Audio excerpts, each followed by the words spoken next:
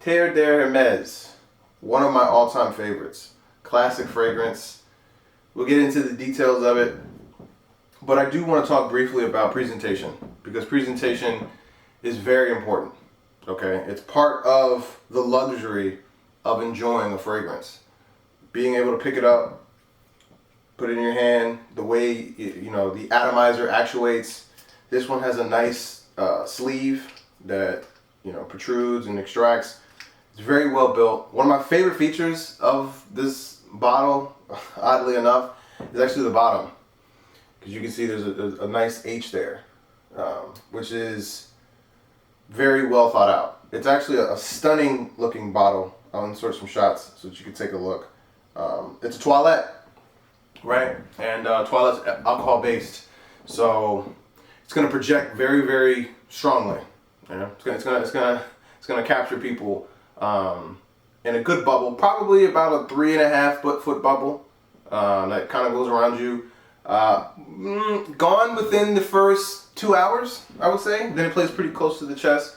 It's not one of those fragrances in which you put it in the closet, you come back 2 months later, and it's still popping. So it's a freaking party on your shirt or whatever. It's not one of those. It's definitely one that will die down well before the end of the day. I say 6 hours, and this is pretty much gone. And that might be a little bit generous, but again, it's a toilette, very affordable, and you can be as liberal as you want with this. The bubble doesn't really compound, right? So you smash it on there, and you really can't add too much.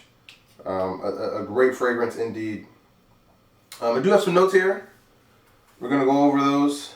And this bottle, the juice that's in here it's such a handsome bottle. As you can see, the way it tapers, right? And then from the angles, it's just very well thought out. And I think that should be something that is appreciated, because it is part of the art. And the fragrance itself is very subjective. It's an art-based format. I myself, as a creative director, I just enjoy different mediums of art. And so this is exemplary of that. And so jumping into the notes. Vetiver, cedar, orange, grapefruit, flintstone, geranium leaf, pepper, benzoin, patchouli, and pink pepper. The vetiver and the grapefruit jump out, right? Listen to me real closely. Let's dial it down a little bit. Close your eyes and just imagine this. You're on a big field. Open plains. It's the prairie, Insert any movies that had prairies and golden retrievers or whatever. Giant field, undulating waves of different, let's just say vetiver.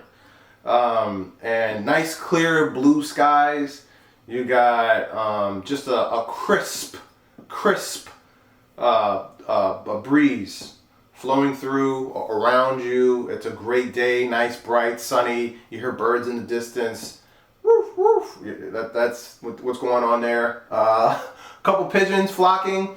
The occasional dove, but it's not that kind of fragrance. So don't think that you're going to be overly impressed by the sophistication of the fragrance, because it is a very simple fragrance. And to jump back into that real quickly, the vetiver is very pungent. It's very strong.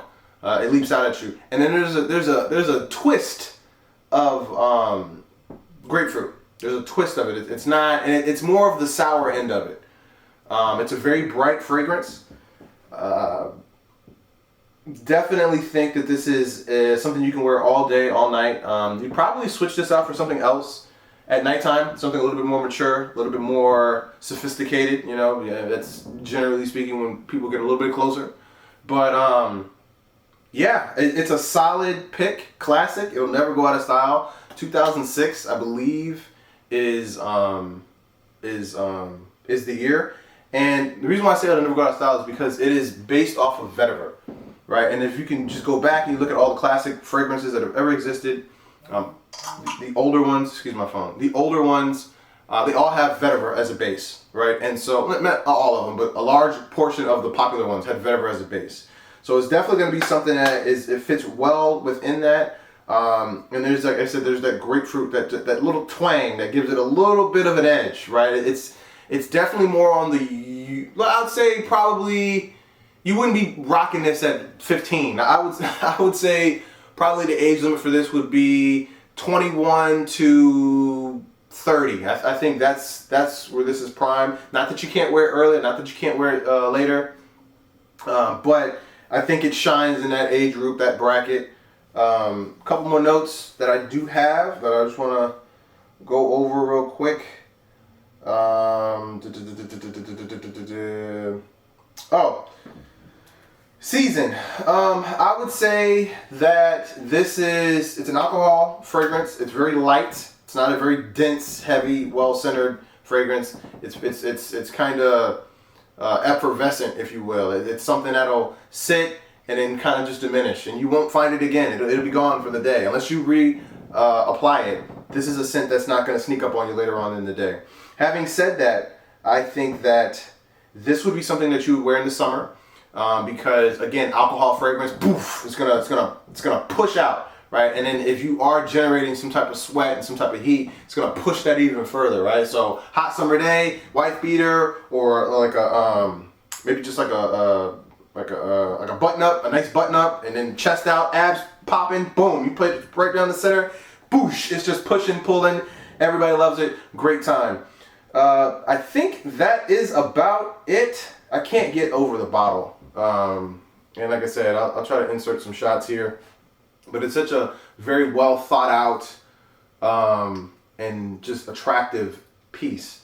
And there's this little sheath here. I don't know too much what that does, but it does it well. Oh, of course, the atomizer. How does it spray? How far does it go? Because not all atomizers are good. I've had some expensive. I have a couple bottles of cologne that are fairly expensive, and the atomizer is kind of flaccid, if you will. I'm not sure what's going on there. Some companies need to update it. I'm happy to present. This is a average to above average fragrance as far as the atomizer goes. We're gonna get a little bit of a. I don't know if you can see it, but nice big poof. Covers very well, as you can see, or I don't know if you can, but like again, it's very alcohol based, so it's not going to leave a lot of resin. It's not going to be very oily. I probably should spray this before the review really got going, but it's such a nice and grounded, earthy, very masculine. So more towards the youth side of it, but still a masculine scent. This is definitely not unisex. I don't think. But then again, that's really subjective, right? Because I was in Italy not too long ago, and the stuff that they're wearing out there, and they're all cutting edge as far as style, fashion, stuff like that. You'd be surprised. So again, atomizer, not bad, real cool, smells amazing, and again, it's not something that'll last a terrible amount of time. But it is such a sensational. You can never get too much of it. It's not an overabundance. Like I said, you can apply this very liberally. And that vetiver is so close to the skin. It's such a rooted fragrance that it gives you the ability to be able to.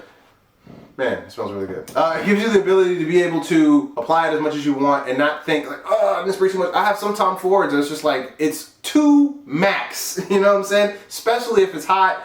You don't want that stuff pushing extra hard. You don't want to put any labor. And again, those are different. That's a different tier. Those are a lot more expensive and they're more oil based. And so that is the review. Definitely. Get you a bottle, try it out, or a sample. Get you a sample, try it out. Look at the juice. Try it out. You won't be disappointed. Catch you in the next video. Again, welcome to the Inscentive Collection. I'm so glad you're here. Can't wait for the next video to get jumping. Talk to you soon. Deuce.